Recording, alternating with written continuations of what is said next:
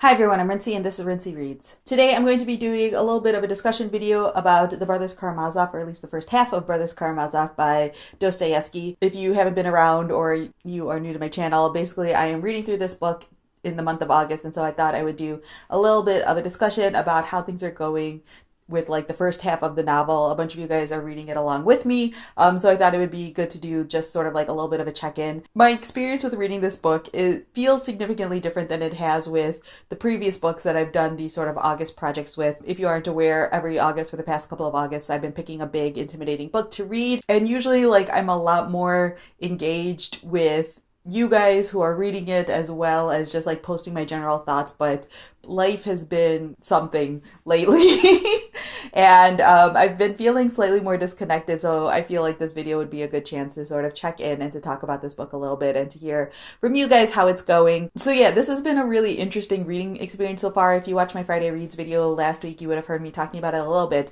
but I feel like my experience with this book wavers between two extremes. I'm either really enjoying it or I'm really not enjoying it. I wasn't quite prepared for how like soap opera-y this plot would be. I knew that it was going to be just extensive just because it's this large Russian novel, but the amount of like twists and turns and relationship related stuff is just so interesting and not at all what I expected. I knew that there would be a lot of like philosophical and theological discussions happening in here because I was sort of told that beforehand, but the level of which is like much higher than I thought it was going to be. So obviously in this story we are following these three brothers, Dmitry, Ivan, and Alyosha. The youngest two have the same mother. The oldest one has a different mother who I believe has already passed away. Their father is a man who's basically just interested in seducing women and money. And so at the beginning of the story, Dmitry comes back into town and he's wanting to claim his inheritance from his father,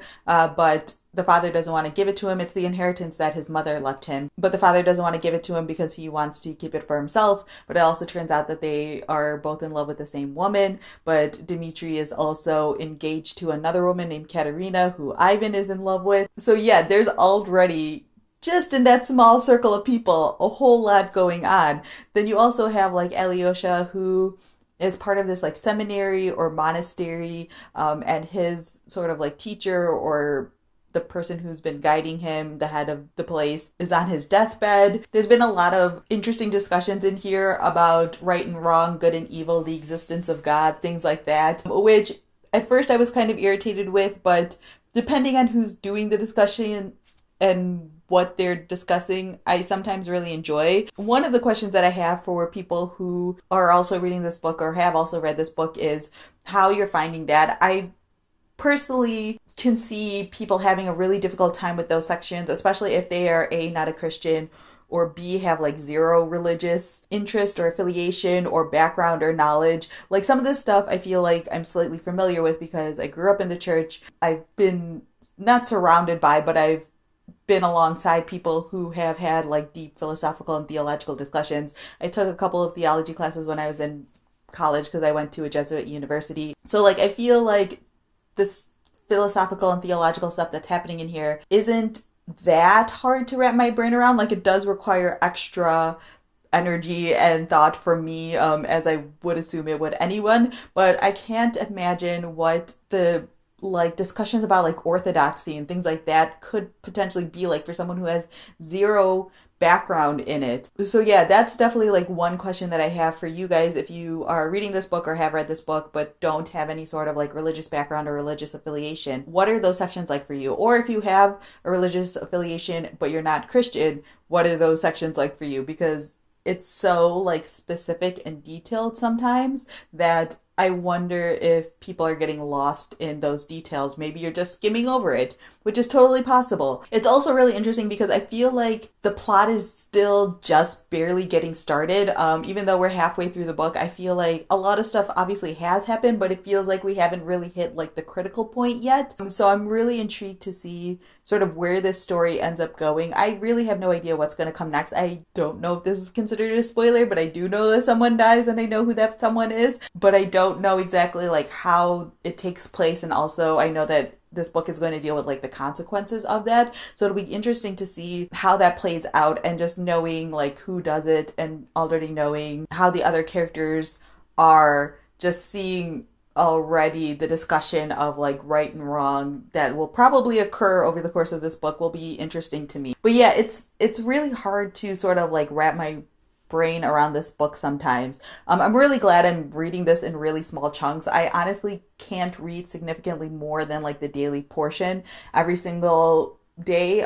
Usually I try to get a couple of days ahead of schedule, just so for me, like making videos and things like that, it's easier if I'm like a little bit ahead of schedule. But honestly, like reading more than the daily allotment is already so much, because there's so much happening and there's so many ideas being discussed. And it's one of those things where just personally, I'm not used to all of that happening in a single book. And it makes me wish that some of this was like a separate book, which is always my thing with these larger novels. But I have to also remind myself that with all of the bigger books that I've been reading over the past couple of years, I usually feel that way. Like with Moby Dick, I love the actual story of Ahab and his struggles and being on the boat and things like that, but I hated all of the encyclopedia type knowledge of whaling and the history of whales and the different types of whales. Like I found that so just unimportant, even though I recognize that, yes, it is amazing that Herman Melville was able to know so much about whales without having quite the access to information that we have now. I don't need all of that in my book. And I even felt the same way about like War and Peace. I loved War and Peace, but I mainly loved the peace sections. The war sections I'm not super crazy about, just because in general I don't love war stories. Like reading about the specific movements of troops just never really interests me personally. So that's kind of how I'm feeling about this one, but I'm really intrigued by the story. Like I do not feel like DNFing it at all. If anything, I feel like I'm more intrigued just because I have no idea where it's going to go next. There are certain things that I find to be like superfluous. Like I don't really know if there's a point to it yet. Of course, there could be a point farther down into this book, so we'll wait and see. Like Alyosha and the love story that happens with that character whose name I can't remember just feels completely like out of nowhere and unnecessary to the storyline. Maybe it'll provide something along the lines, but again, right now it feels slightly unnecessary. And I do recognize that Alyosha is supposed to be the symbol of like goodness and hope and love, and so maybe that's just like sort of adding to that, but I feel like that comes across enough with his relationship with his two brothers and his father that the actual like romantic storyline feels unnecessary to me. But again, I could be completely wrong and it could become really important later on in the story. So yeah, those are just like my quick thoughts on the first half of this book. If you're reading this book along with me, definitely let me know what you